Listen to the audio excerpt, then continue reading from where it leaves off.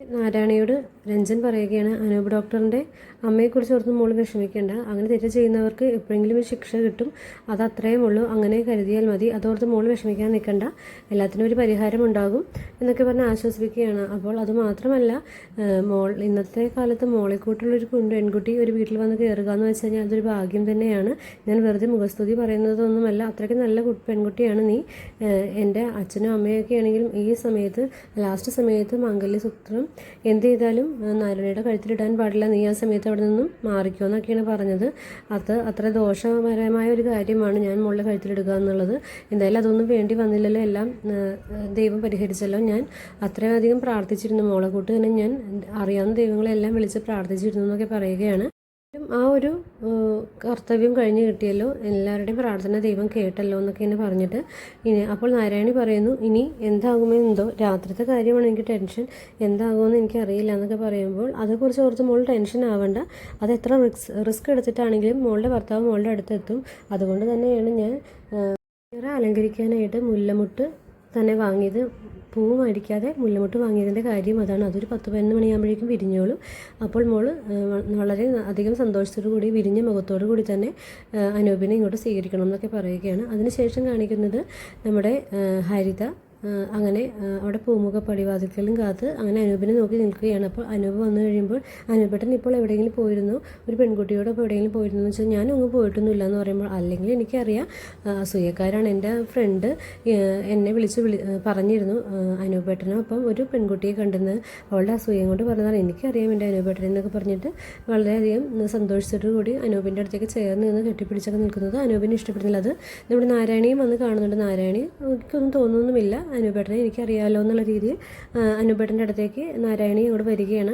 അപ്പോൾ നാരായണിയെ കണ്ടു കഴിയുമ്പോൾ ഹരിത പറയുകയാണ്, ഇവള് വന്നുകൊണ്ട് അല്ലെങ്കിൽ മറ്റുള്ളവരുടെ മുമ്പിൽ വെച്ച് എന്നോട് സ്നേഹം പ്രകടിപ്പിക്കാൻ അനൂപേട്ടന് അല്ലെങ്കിലും മടിയാണല്ലോ എന്നൊക്കെ പറയുമ്പോൾ, അല്ലെങ്കിൽ നിൻ്റെ അടുത്ത് ഞാൻ എപ്പോഴാണ് സ്നേഹം പ്രകടിപ്പിച്ചിട്ടുള്ളത്, നിൻ്റെ അടുത്ത് ഒരു പരിധിയിൽ കൂടുതൽ ഒന്നിനും ഞാൻ വന്നിട്ടില്ല, ഞാനിപ്പോഴൊരു അകലം പാലിച്ച് തന്നെയല്ലേ നിൽക്കുന്നു എന്നൊക്കെ പറയുകയാണ്.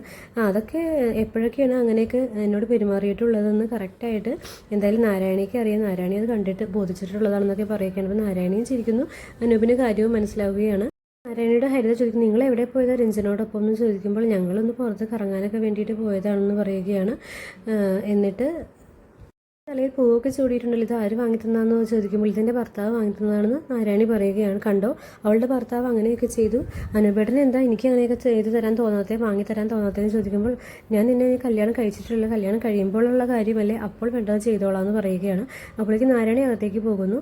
എന്നിട്ട് നമുക്കും ഒന്ന് കറങ്ങാനൊക്കെ പോയാലോ, ഒരു ബൈക്ക് എടുത്ത് പോയാലോ എന്ന് പറയും. എനിക്ക് അതിന് ബൈക്കില്ലല്ലോ എന്ന് പറയുമ്പോൾ, രഞ്ജൻ്റെ ബൈക്ക് തൽക്കാലം മേടിക്കും, നമുക്കൊന്ന് പോകാം. എല്ലാ പെൺകുട്ടികൾക്കും കാറിൽ പോകുന്നതിനേക്കാൾ ഇഷ്ടം ഭർത്താവിനോടൊപ്പം ചേർന്നിരുന്ന് പോകാനാണെന്നൊക്കെ പറയുമ്പോൾ എനിക്കൊട്ടും താല്പര്യമില്ല, അല്ലെങ്കിൽ തന്നെ നമ്മുടെ കല്യാണവും കഴിഞ്ഞിട്ടില്ല, പിന്നെ എനിക്ക് പെൺകുട്ടികളായിട്ട് അങ്ങനെ പോകാൻ ഇഷ്ടവുമില്ല എന്ന് പറയുമ്പോൾ, ആ ഇഷ്ടമൊക്കെ മാറ്റിയെടുക്കണം, നമ്മുടെ കല്യാണം കഴിയുമ്പോൾ നമുക്ക് ഒരുമിച്ച് പോകണമെന്നൊക്കെ പറയുകയാണ്. പോകാനാണ് മടിയെങ്കിൽ നമുക്കിപ്പോൾ കാറിൽ പോയാലോ എന്ന് ചോദിക്കുമ്പോൾ, നിനക്ക് വേറെ പണിയൊന്നുമില്ല, എന്നെ ഇങ്ങനെ ശല്യം ചെയ്യുന്നത് എന്തിനാന്ന് പറഞ്ഞിട്ട് അനൂപ് തൻ്റെ ഇഷ്ടക്കേട് കാണിക്കുകയാണ്. അതിനുശേഷം കാണിക്കുന്ന നാരായണി അനൂപിൻ്റെ അമ്മയുടെ അടുത്ത് ചെന്നിട്ട് ചായ കൊടുക്കുകയാണ്. അപ്പോൾ നിങ്ങൾ എവിടെ പോയിരുന്നു എന്ന് ചോദിക്കുമ്പോൾ, ഞങ്ങൾ വെറുതെ ഒന്ന് കറങ്ങാനൊക്കെ ആയിട്ട് പോയതാണെന്ന് പറയുന്നു. എന്തായാലും നിനക്ക് മാംഗല്യസൂത്രം ഇട്ട് തരുന്ന നേരത്തെ എനിക്ക് കറക്റ്റായിട്ട് നെഞ്ചുവേദന വന്നല്ലോ, അതുകൊണ്ട് തന്നെ നിൻ്റെ കഴുത്തിലിടുന്ന എനിക്ക് കാണാനും പറ്റിയില്ല. എന്തായാലും രഞ്ജൻ ഇന്ന് ഈ രാത്രി ഇവിടെ ഉണ്ടാവില്ല എന്നൊക്കെ ചോദിക്കുമ്പോൾ, അറിയില്ല, ഞാൻ ചോദിച്ചിട്ടില്ല.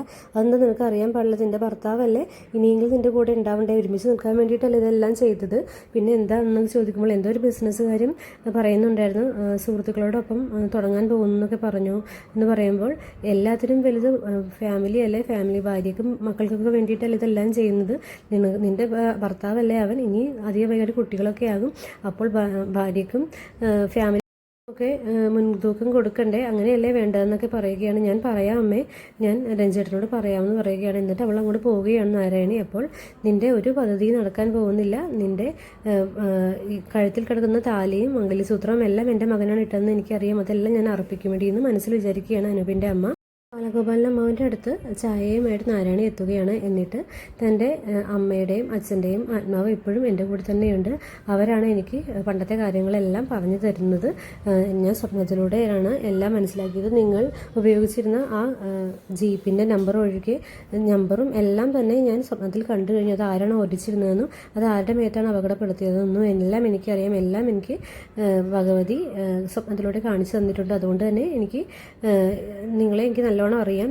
താൻ ഒരുപാട് നല്ല ആളൊന്നും അവൻ ശ്രമിക്കേണ്ടെന്നൊക്കെ പറയുകയാണ്. അതുപോലെ തന്നെ ബാലഗോപാലൻ അമ്മാവൻ മനസ്സിൽ വിചാരിക്കുന്ന എല്ലാ കാര്യങ്ങളും നാരായണി വിളിച്ച് പറയുകയാണ്. അപ്പോൾ അമ്മാവൻ ഞെട്ടി പോവുകയാണ്. നിനക്ക് ഇതൊക്കെ എങ്ങനെ മനസ്സിലാവുന്നതെന്ന് ചോദിക്കുമ്പോൾ എനിക്കറിയാം മറ്റുള്ളവരുടെ മനസ്സ് വായിക്കാനുള്ള ഒരു കഴിവൊക്കെ ഉണ്ടെന്ന് പറഞ്ഞിട്ട് അവർ തമ്മിലുള്ള സംഭാഷണമാണ് കാണിക്കുന്നത്. അങ്ങനെ നാരായണി പോകുന്നു. പിന്നീട് കാണിക്കുന്നത് എൻ്റെ പെങ്ങളുടെ കുഞ്ഞിനെ അനൂപ് രഞ്ജനെ കാണിക്കാൻ വേണ്ടി കൊണ്ടുവരുന്നതാണ്. എന്നിട്ട് പറയുകയാണ് അവിടെ ആരുമില്ലാത്ത നേരം നോക്കിയാണ് ഞാൻ കൊണ്ടുവന്നത്, ആരും അറിഞ്ഞിട്ടില്ല എന്നൊക്കെ പറയുകയാണ്. എന്നിട്ട് അവർ ആ കുട്ടിയെ പിടിച്ചുകൊണ്ട് അങ്ങനെ നിൽക്കുന്നത് കാണിച്ചിട്ടാണ് അവസാനിക്കുന്നത്.